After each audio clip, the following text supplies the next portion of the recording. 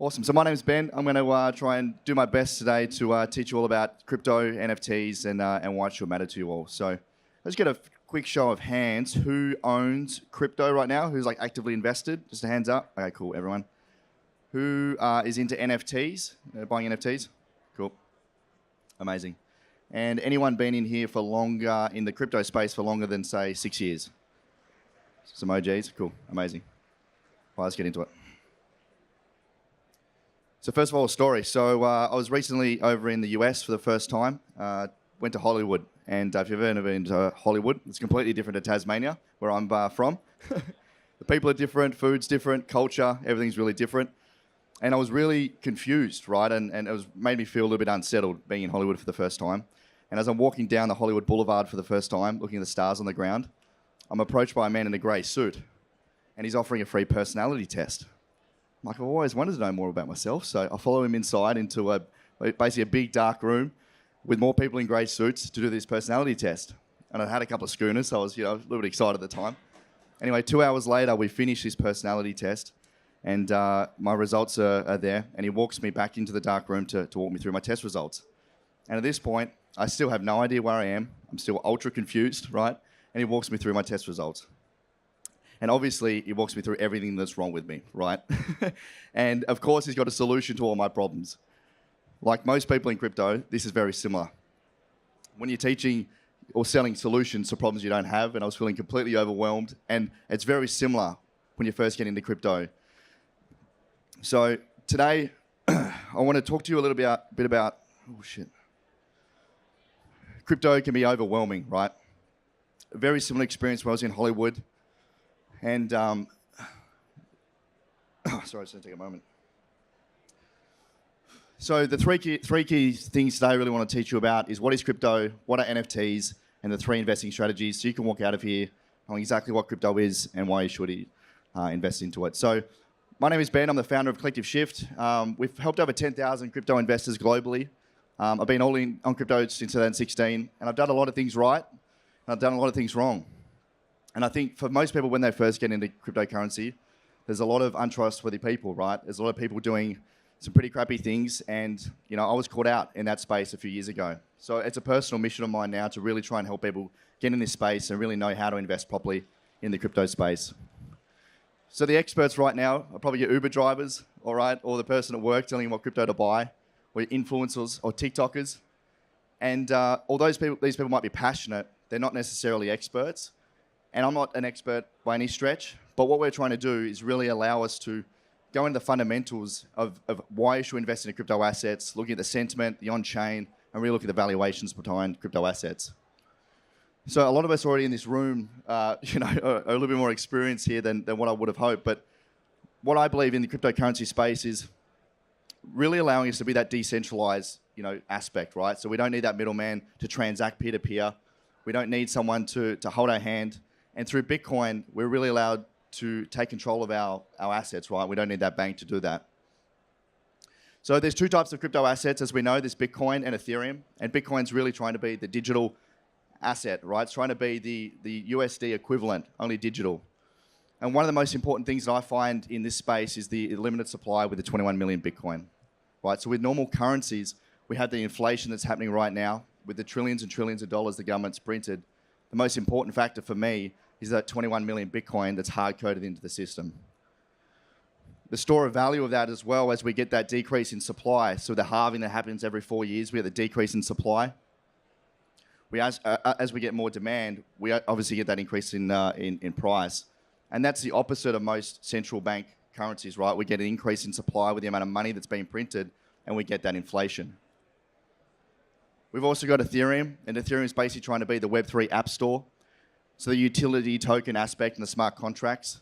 And the best way I can demonstrate the smart contracts, as I say to beginners, is basically like a vending machine, right? We're able to build programmable automated businesses without the need of a middleman. So a vending machine, for example, we put in a $2 coin, we press the Coke can or the Powerade that we want, and it gives us that drink every single time without the need of a person to do that. And Ethereum is obviously doing this on a global scale. And one of the biggest use cases for Ethereum is DeFi for me. DeFi is the most exciting. The ability for us to not have to go to a bank to take out a loan or earn interest on our savings is the most exciting part for me. So with DeFi, we don't need that bank, as I mentioned. Who's got a mortgage here? Just a quick show of hands. Who's paying that 6-7%? Great. All that money is going directly to the bank, basically, because we're getting stuff all in our savings. With DeFi, all that liquidity and all that money is staying in the system. So if you find good tokens that are building good DeFi projects, and one for me is Maple Finance. I'm a big investor in a Maple, not financial advice. But it's a really good ability to actually generate more value through a token, right? Rather than that money going to a bank, we can use that money all in the system. And I think it's going to be really powerful as time goes on, as more people become aware of how much money these middlemen people are taking, whether it be banks, governments, whatever it might be. And DeFi is one of the most exciting spaces there. I think one of the downfalls right now is still user experience in the DeFi space. Actually, crypto broadly, UI and UX. We look at, say, like Sportsbet, for example. The experience for Sportsbet, for those that gamble, is extremely good, right? If you want to go bet on a sports game or a race, it's literally 2 clicks and you've got a bet on. In crypto, you're like, oh my God, I need Ethereum. Where do I buy that? I need a MetaMask. Now I need a Ledger. Now what the hell is Uniswap? And now I need, what's this, like gas fees? Like it's really confusing, right? And for a lot of people getting in this space, I think that's the downfall. And I think that's where the next 4 to 5 years, those people that can win in building great user experiences, and I think the exchanges here this weekend are doing a really good job. Being able to really build an experience that mum and dad investors can get in, those are the projects for me that are going to win. So why NFTs? I listened to Greg's chat yesterday. Greg did a great job of explaining NFTs, but for me, I think people are underestimating the actual value of the smart contract system behind NFTs. And as we know, it's just another form of digital ownership. But it's beyond the JPEG. It's beyond the right-click save that most people think NFTs are. Right? So through the smart contract, let's say the Mona Lisa, for example, was created on an NFT. Every single time this Mona Lisa was transacted, bought and sold, the original artist could have earned a clip on that transaction. So you imagine the amount of money that original artist would have made on the Mona Lisa. And I look at even local stores. How can businesses implement NFTs? So the local pizza store, for example, he could have created, let's say, the golden Willy Wonka sort of ticket, right? Free pizza for life. He sells that for $10,000. Every time that golden ticket is bought and sold to other people, that local pizza store could have, again, earned a percentage transaction on every time that NFT is bought and sold. Plus, that NFT could give access to a one-on-one cooking class with the owner. It could get access to a private community, maybe an event. Maybe he can create his own pizza. It's the utility behind the NFT, not what it looks like, right? I'm not an artist, so I can't draw. I don't really get art too much. But I think for me, the utility aspect is amazing. So at Collective Shift, we're building like an NFT membership. Again, it's not going to be pretty. Doesn't matter what it looks like. It's about what it gives you access to. The NFT gets you access to a private part of our membership platform. We go on a retreat. You can only go if you have the NFT, right? So it's the access and ability with that NFT, which is the most valuable thing. So I'm going to give 2 main investing strategies we sort of teach at Collective Shift. There's a beginner one and an advanced one. So for those that are just starting out in beginner crypto, I really look at just splitting down between Bitcoin and Ethereum. One of the biggest mistakes I see investors make when they get into this space is going down the list, right? Buying into low cap assets, getting into Shiba, listening to Elon Musk, getting really excited, right? It's one of the biggest mistakes I make because mainly investors come into crypto when it's exciting. Everyone's talking about crypto. It's November. Bitcoin's at 90,000 and everyone's selling their altcoin. Bitcoin and Ethereum for me is a great asset. This is where I started. Start with Bitcoin and Ethereum. I think the 2 that are going to succeed the most over time. I do not see 13,000 cryptocurrencies succeeding in 10 years' time. I think it's going to be like the stock market. I think we're going to have that top 100, 200. They're going to be the clear winners. But there's certainly not going to be a lot of these other coins down the list. So we've probably already seen this chart a little while, before, but dollar cost averaging I do see is very undervalued, right? If we were to invest $100 a week back 3 years ago, back in October 18, right now we'd have around $63,000 after just investing $15,500, and that's after Bitcoin's down 50 or 60%.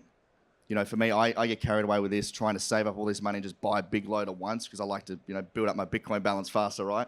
Or get a little bit impatient. But people try and time the market. and there's never a gentleman's entry, we say, getting into crypto. It's always pretty tough to find the right time to enter. So I know it's boring, but I used to take my wage in Bitcoin. So for 3 years, there's a service called Get Paid in Bitcoin, where your employer can actually just pay you directly in Bitcoin through their service. Your employee doesn't have to do anything, and that goes directly to your Bitcoin address. And it's a really great way to be too hands-on and have to cognitively think about buying Bitcoin all the time. If you can automate the process and just to start to accumulate, because I do think the next 12 and 18 months is going to be pretty boring. All right, I don't think the market's going to return, which we'll chat about soon. It's a great way to wake up in 3 years' time and maybe have that 0.5 Bitcoin, maybe 1 Bitcoin, right? Where you probably wouldn't have saved that in cash. If you're like me, I like to spend my cash too fast. So it's a great automated way to do it. And Bamboo is a great app. If you haven't checked out Bamboo, it's a good automated way to do it. Now, I'm going to talk about the experienced Web3 investing strategy, which by most of you're probably already into crypto. So we've sort of split our portfolio over 4 different components here. So we've got our layer ones in the blue. We've got our Bitcoin in the green, data management in yellow, and DeFi in red. So I think a good winning portfolio in crypto is always a diversified strategy. I'm not a maxi, I'm blockchain agnostic. I am an Ethereum bull, but I also think that Ethereum's not going to be the only winner. Maybe it's going to be Solana, maybe it's going to be Cardano. I don't think there's always going to be one winner, right? Just like Apple and Android are both winners. I don't think there's just going to be one winner takes all. I haven't included NFTs here, but it's completely up to you if you want to invest in NFTs. Just remember, from a macro investing point, not only are you betting on the NFT, but you're betting on the blockchain it's on as well. So if you're betting on NFT Solana, NFT Ethereum, it's like a leverage long or a leverage short. So, in the NFT sort of summer we had the last 6 or 8 months, I probably spent too much Ethereum on my NFTs, got to be excited. So just be careful when you're investing in NFTs to look at the blockchain it's on as well, because that is also a component of how you're diversifying your assets.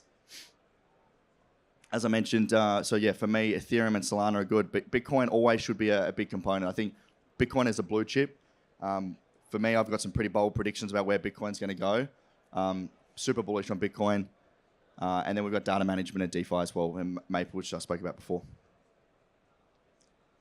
So where are we in the markets right now? I had our Matt and Nick do a bit of a market analysis for me. Really, where we are right now, we are super tied to the global economy, unfortunately, right? We've got inflation, rising interest rates.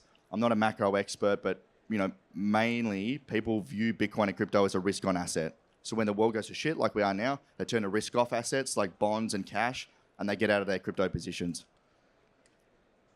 It's one of the most interesting charts, though, when you look at what's going on in crypto. You look at how tied the global economy is to crypto. This chart here is showing you the total supply held by long-term holders.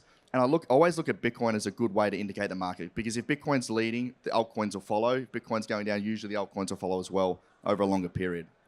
So in the orange here, we've got the long-term holder supply.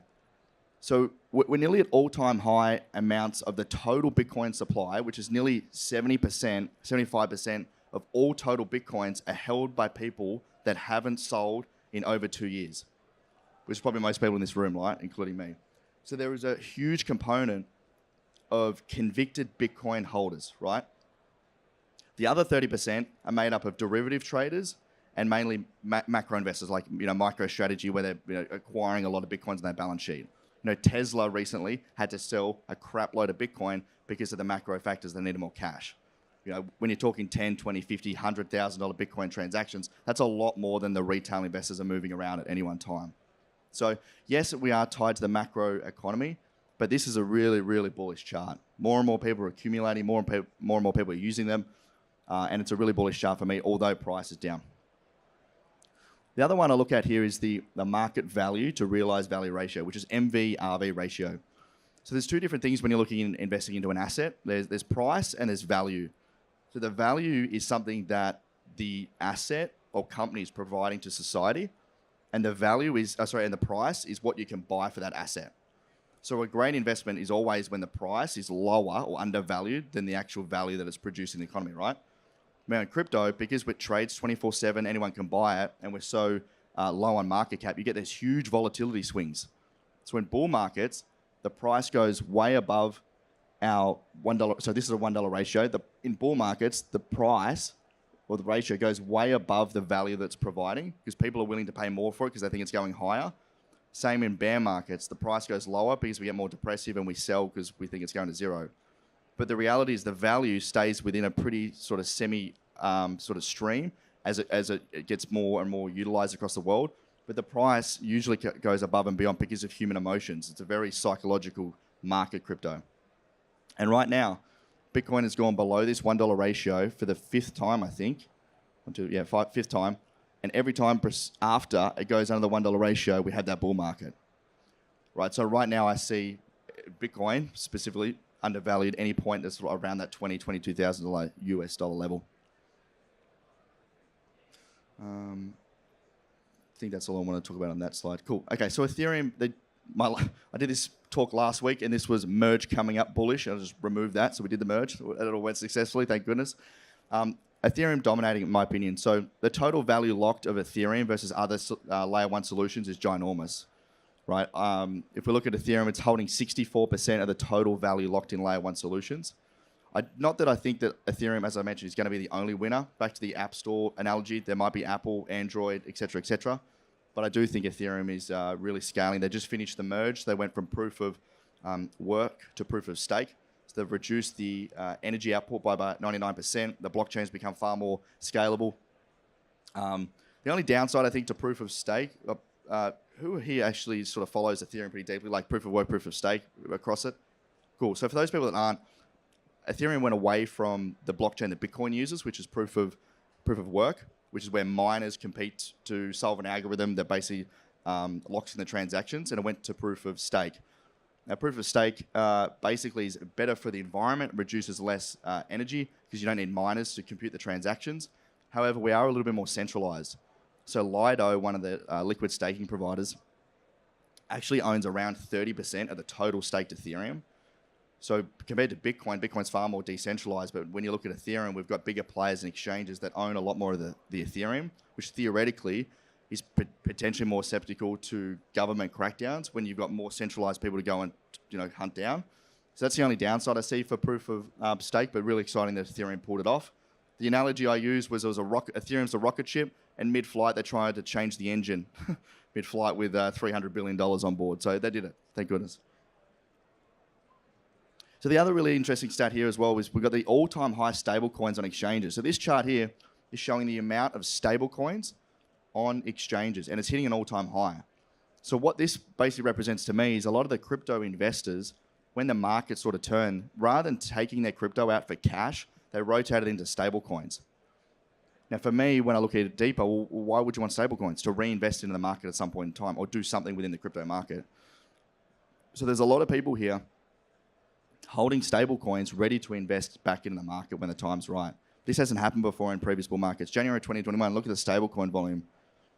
It's absolutely rocketed since January 2021. It's another really bullish signal. So I do believe we're on the cusp of the greatest wealth transfer I've ever seen. This is a pretty broad statement, but I am super, super excited. I think for those people here in a bear market, like, oh my goodness, this is unbelievable. Like, I can't believe how many people showed up in a bear market. For those people that were here in 2018, like, holy hell, there was no parties like there was last night.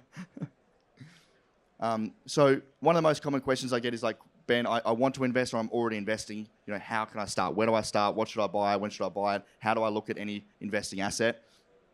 We put together this ultimate crypto checklist, which basically goes through 3 different strategies. So you've got technicals, fundamentals, and sentiment. And there's different types of analysis you can do on crypto assets.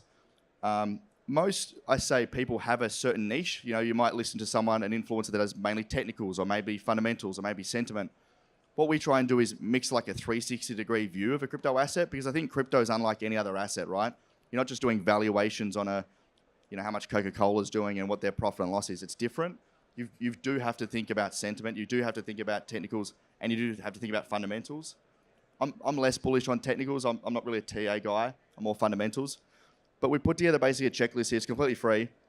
We do take your email. I'm sorry, but we do. It's completely free, and we basically have a checklist. So there's 10 different ways to look at any crypto asset across the board, digitals, tokenized assets, across those 3 different checklists. So you can scan that QR code if you want that. I want to hand over to Q&A, and I screwed up at the start because there's a lot more people that are actually into crypto than what I thought today. So apologies about that. But I want to hand over to Q&A. If there's any questions about crypto investing, Web3, NFTs, portfolio structure, ways to value assets, yeah, feel free to go. All right, so I've been asking this to a lot of different people because I work in Web3 as well, and I find it fascinating. But you've got $100 to spend, but you cannot put it on Bitcoin or Ethereum. What are you doing? I love that question. I've got $1,000. What do you buy? Okay, so not Bitcoin or Ethereum.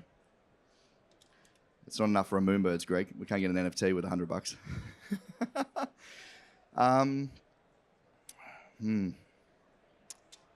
It's a really good question. If you've got $100, right? Okay. Again, this is sitting on the fence. Do you want to make $110 or you want to make like 10,000? Okay, so if I had $100 and I wanted to turn, it's probably a cheesy comment, but I probably wouldn't invest in a crypto for $100, right? I have to. Okay. Fuck. I'm trying to get away from not financial advice. I'm going to get shot after this. Maple Finance is one of my favorite projects. It's a Sydney company, as I mentioned before. It's a DeFi project, not financial advice. If I had $100, I'd buy that. I would definitely only buy Bitcoin though if I had $100. If that wasn't the rules. I think back to my previous point, starting out in crypto, understanding what Bitcoin is the most important factor for me. Like, if you don't understand what money is, Bitcoin doesn't make sense. That's how I fell down the rabbit hole. Once you start questioning money and why the $10 note is worth what it is, and why property's gone up 300%, but our wages haven't changed, and why the cup of coffee is $6. Once you start to understand that and the value behind what money is worth, Bitcoin makes a whole lot of sense. And then the blockchain makes sense. And then Ethereum makes sense. So that's like the funnel for me. Always start with Bitcoin, but Maple Finance, I guess. Any other questions?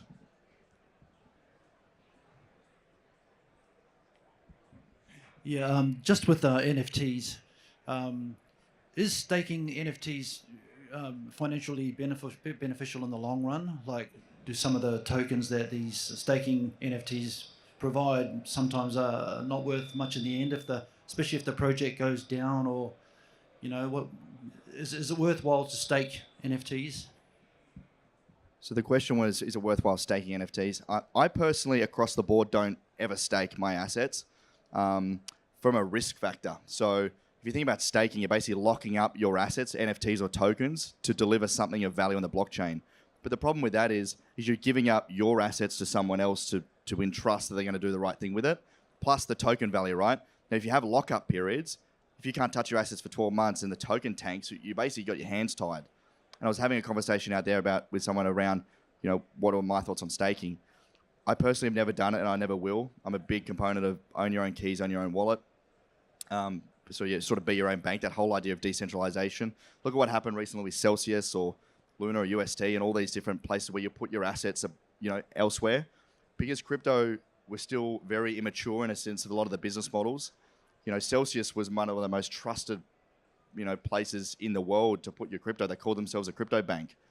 And I put my heart out to anyone that lost money in Celsius, because I know a shitload of people lost a lot of money, right? But that, again, is giving up your keys for someone else to do with them. And if you look in the terms and conditions of Celsius, you weren't the owner anymore. Although you have your account, and even a lot of the exchanges here, although you have an account with these exchanges, it's not actually your money anymore, right?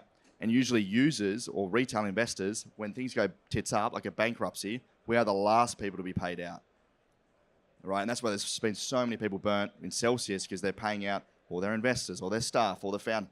We're nobody, right? So I'm not a big believer in, it's not that I'm not a believer, I just don't like doing it. I'd rather have my assets in a ledger and my mum.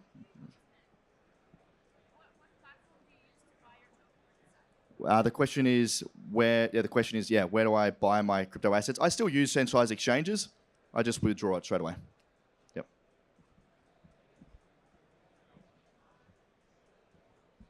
Thanks, Ben. So DCA, dollar cost average, is always talked about well, and putting Bitcoin and Ethereum is always great to get in. What I never really hear is people talking about exit strategies. So what is your idea of an exit strategy, and how would you go about building that? So the question was exit strategies, when to sell, what to do. I spoke at an event on Wednesday night in Melbourne. It was a high net worth event, and I met this guy who had, at the peak, $19 million in crypto. He showed me his portfolio. That was 4 months ago, and he's currently got $7 million. and he hasn't sold a penny. Also met another guy who sold everything into XRP, and as well didn't sell at the top, didn't sell at all. I think people look at selling strategies as black or white. I either own it or I don't. It's not the wrong way to look at it. The idea of a fungible asset is you can sell bits and pieces, right? So what I did in the last bull market was sell bits and pieces. So I had a spreadsheet, not very fancy. I had some targets that I wanted to hit with different altcoins, Bitcoin. And as soon as I hit those targets, I took out 5%. Went higher, I took out 10%. Went higher, 20%. And I worked my way up. And I put that in a stable coin or cash or whatever the hell you want to do it. Whatever you want to do. And you layer out, right? Same on the way down, layer on the way in. I think people look at too black and white. You can always layer in and layer out. And that's, I found, the best strategy to sell. And have those targets, because we all been in the bull markets, right? We have our targets. We're like, oh, God, it could keep going up, though. Another 10%, right? Try and stick to your targets. Just a quick one, Ben. You said this is going to be the greatest wealth transfer ever. From what, to what, and when? Good question. And this is the last question I'm out of time. So the question was the greatest wealth transfer ever. From, when's it going to happen and where's it coming from? For me, it's coming to us as everyday people. You know, if you look at the best private companies in the world, in the Web 2 world, you can only invest if you're an accredited investor, right? For the first time, this has opened up to anyone in the world, no matter your, race, skin color, gender, how much money you have. We've all got an opportunity to invest in these assets, and that's where I think that's where the wealth transfer is coming from, the bigger guys, the governments, the sovereign wealth funds, into everyday lives and everyday people. And that's the most exciting thing for me. I've got to wrap up. I'm not going to finish with my story. It's a good story, but you can find me on socials, Collective Shift, if you want to check out more of our education and research. I do 2 podcasts, one with the Nova podcast. If you're more wanting 10-minute bite-size beginner stuff, it's called Decoding Crypto. And then I talk about more sport, life, investing, Web3 on the Ben and Bergs podcast as well. You can find me on Twitter and LinkedIn. And thanks for everyone for coming. Appreciate it. So.